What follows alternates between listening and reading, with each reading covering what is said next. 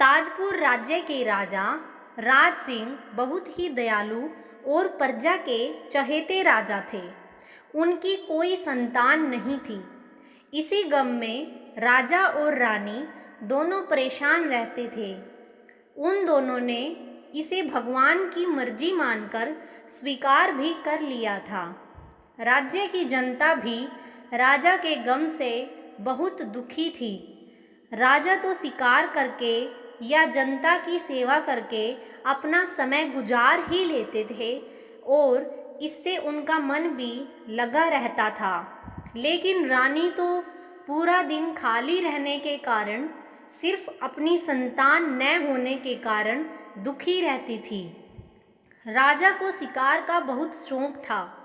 एक दिन वो शिकार करने जंगल की तरफ चल दिए। उनके सिपाही भी उनके साथ ही थे। जंगल में राजा के सिपाही पीछे छूट गए और वो आगे निकल गया। वो आगे पहुंचा, तभी उसने किसी बच्चे की रोने की आवाज़ सुनी। वो आवाज़ के पास पहुंचा तो देखा कि दो डाकू एक छोटे बच्चे को तलवार से काटने वाले थे। राजा राज सिंह ने उन्हें ललकारा और अपनी वीरता से उन्हें मार दिया। राजा ने बच्चे को देखा तो वो एक सुंदर कन्या थी। राजा ने उसे गोद में उठाया। उसको लेकर वो अपने राज्य की तरफ वापस चलने लगा। अब उसके सैनिक भी उसके साथ ही थे। महल में पहुंचकर राजा ने कन्या को अपनी रानी को दे दिया और उन्हें सारी बात भी बताई। रानी ने उसे भगवान का उपहार बताया, जिससे उनकी खाली झोली भर गई थी। रानी ने कन्या का नाम भागवती रखा। समय बीतता गया। राजा ने भागवती को राजकुमारों की तरह रखा। उसे कभी भी यह एहसास नहीं होने दिया कि वो एक लड़की है। समय के साथ भागवती शिक्षा में ही नहीं बल्कि अस्त्र शस्त्र चलाने में भी निपुण हो गई थी।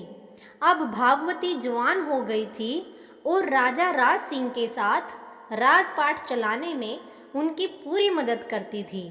वह भी राजा राज सिंह की तरह राज्य की प्रजा की चहेती थी।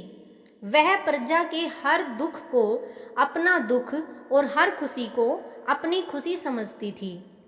राज्य में चारों तरफ खुशहाली थी, लेकिन ये खुशहाली ज़्यादा दिन नहीं चली।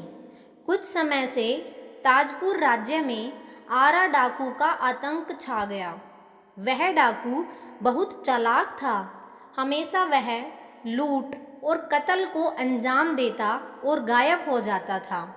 आज तक उसकी असली शक्ल किसी ने भी नहीं देखी थी। वो भेष बदलने में माहिर था।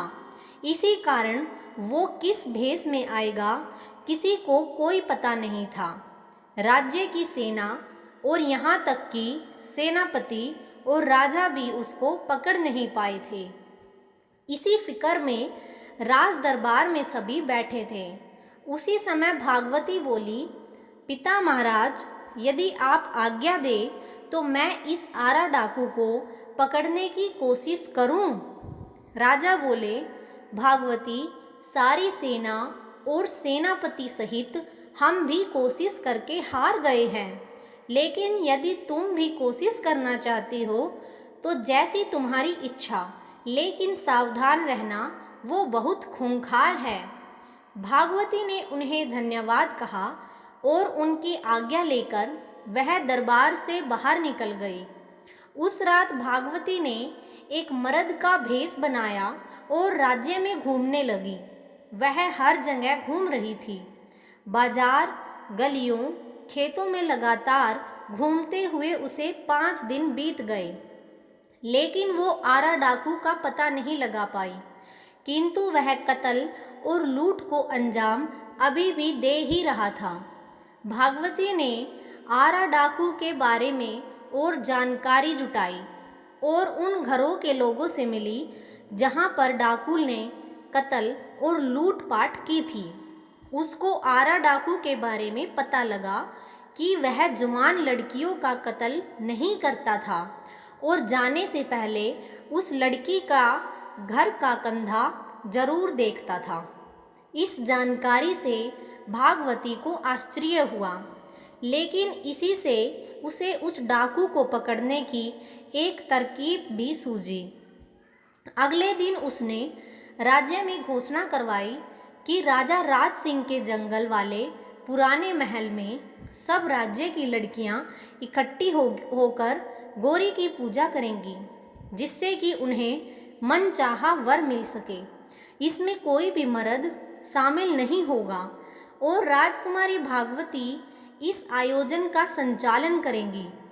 तय के अनुसार भागवती कुछ बहादुर लड़कियों को साथ लेकर जंगल के महल में पहुंची और डाकू का इंतजार करने लगी। उसे पूरा विश्वास था कि डाकू इस घोषणा को सुनकर यहाँ जरूर आएगा। भागवती को ज़्यादा इंतजार नहीं करना पड़ा। उसने देखा कि एक साया दीवार फांदकर अंदर दाखिल हो गया था। राजकुमारी भागवती सतर्क थी। उसने तलवार के बल पर उसे अपने काबू में कर लिया।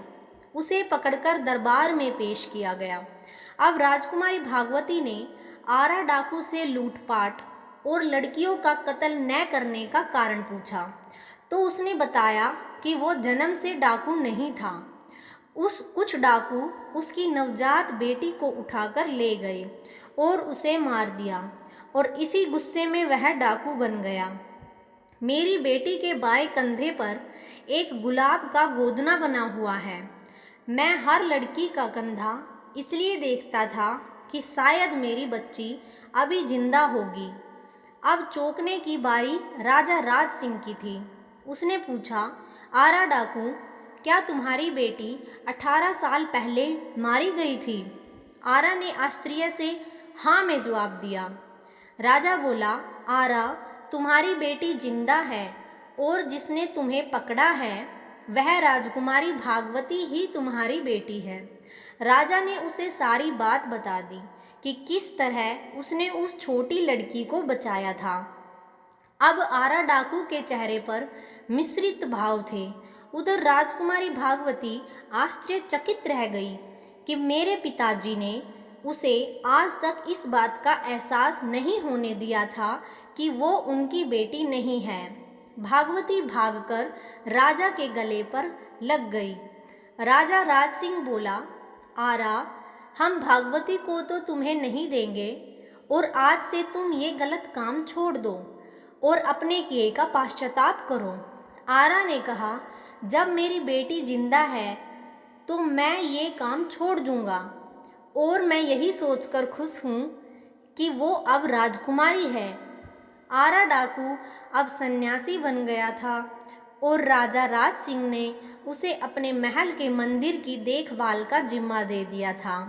पूरी प्रजा और सारे दरबारियों ने भागवती के साहस और बुद्धि की प्रशंसा की।